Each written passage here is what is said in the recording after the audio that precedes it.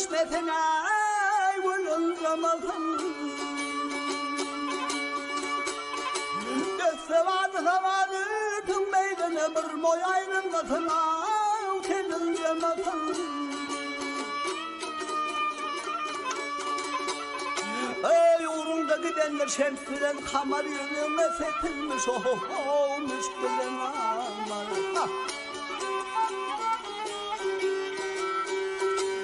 Diline yaraşar burası kenara, dile bağlanır o dilin zamanı.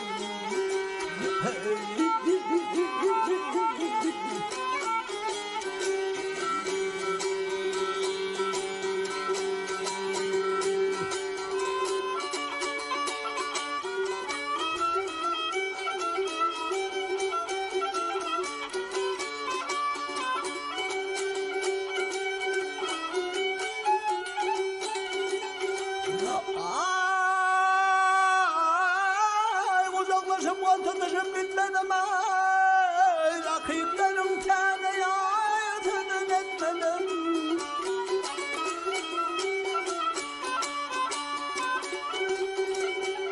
Aharman köptür gece onu yakmadım ay, dertmine dolan ay, onun zamasına ay, onun zamasına.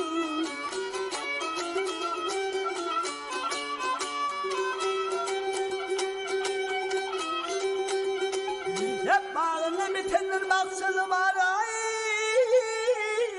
ama ey bol bol ortiler almayın ay.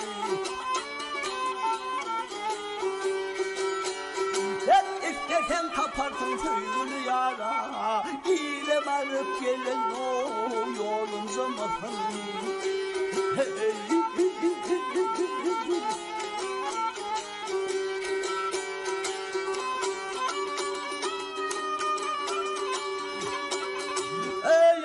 Köyümden tapıp povaya yürümün emrettim şemsilen aya. Evinden povulur kendine vaya, doğduk depremesi bu dinen zamanı.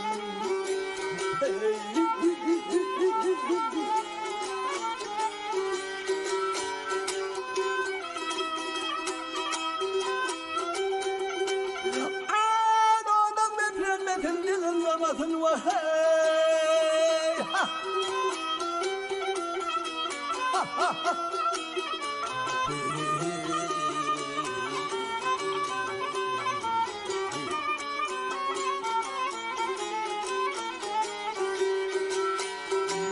Elimden polunur mendine vaya, doğduk depremlesin o bilen zamanı.